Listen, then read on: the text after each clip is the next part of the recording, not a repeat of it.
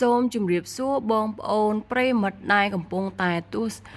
តាមដានទស្សនានៅវីដេអូរបស់នាងខ្ញុំនៅក្នុងថ្ងៃនេះដែរនាងខ្ញុំសូមលើកយកជាបន្តតាក់ទងជាមួយនឹងអត្តចរិតនៃឆ្នាំនីមួយៗហើយមកដល់នៅក្នុងវីដេអូនេះគឺមកដល់មនុស្សកើតនៅក្នុងឆ្នាំរោងសម្រាប់ភាគ1ដែលនិយាយអំពីអត្តចរិតទូទៅរបស់មនុស្សនៃកើតឆ្នាំរោងនឹងអញ្ចឹងនៅក្នុងក្បួនគេនិយាយថានាគផ្ទុះឡើងដោយសារកម្លាំងធម៌ពលនិងសុខភាពអ្នកកើតឆ្នាំនាគគឺជាមនុស្សបើកចំហហើយស្អប់ការលាក់ពុតនិងការនិយាយដើមហើយជាទូទៅមិនមែនជាមនុស្សដែលមានការទូតដែលល្អបំផុតនោះទេពួកគេទុកចិត្តអ្នកដទៃនិងអនុញ្ញាតឲ្យខ្លួនឯងនឹងត្រូវបានគេប្រើប្រាស់យ៉ាងប៉ិនប្រសប់ការខិតខំសម្រាប់ភាពល្អឥតខ្ចោះនឹងធ្វើឲ្យពួកគេកំណត់ដែនកំណត់នឹងគឺ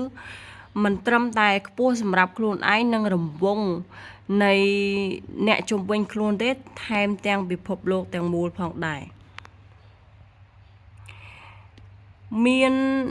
បានន័យថានេះមានអារម្មណ៍ឆេវឆាវជួនកាលគិតខ្លីហើយច្រើនតែនិយាយដោយមិនគិតថាពួកគេអាចស្ដាយក្រោយយ៉ាងណាក៏ដោយជាការល្អក្នុងការស្ដាប់ដំបូន្មានរបស់ពួកគេព្រោះជាធម្មតាជាដំបូន្មានដ៏ល្អមួយពួកគេគឺគ្មានវិន័យហើយអាចទាញចូលទៅក្នុងអំពើអាក្រក់ឬរឿងដែលខាតបង់ដែលធ្វើឲ្យវាបង្កជាគ្រោះថ្នាក់ដល់ពួកគេជារឿយៗនាគគឺជាមនុស្សឆ្លាតយល់ដឹងស្វិតស្វាញនិងសុបរោះពួកគេមានមោទនភាពចំពោះខ្លួនឯងណាស់ដោយសារតែការគិតបែប logic និងប្រាជ្ញាវាងវៃពួកគេអាចទទួលបានជោគជ័យក្នុងអាជីពណាមួយប្រសិនបើនាគលះបង់ខ្លួនចំពោះរឿងធំពួកគេតែងតែឈានដល់គោលដៅជាអកុសលពួកគេក៏ទទួលបានជោគជ័យដូចគ្នានៅពេលដែលពួកគេលះបង់ទេពកោសល្យរបស់ពួកគេក្នុងការបម្រើអំពើអាក្រក់និយាយឲ្យខ្លីពួកគេតែងតែជាអ្នកឈ្នះ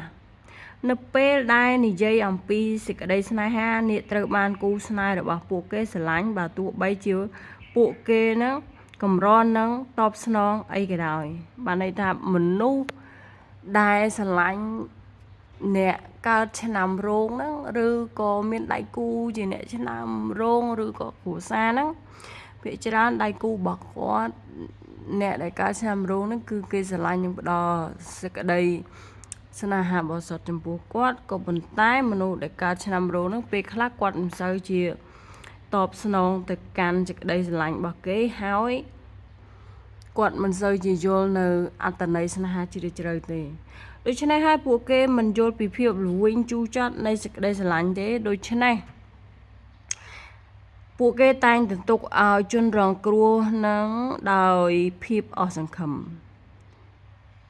នាគភ្លឺជាមួយនឹងបុគ្គលិកលក្ខណៈប៉ុន្តែជាអក្សរនោះគ្រាន់តែជាភាពខាងក្រៅតែប៉ុណ្ណោះសត្វនាគគឺជាសត្វដ៏ស្រស់ស្អាតនិងអស្ចារ្យដែលទោះជាយ៉ាងនេះ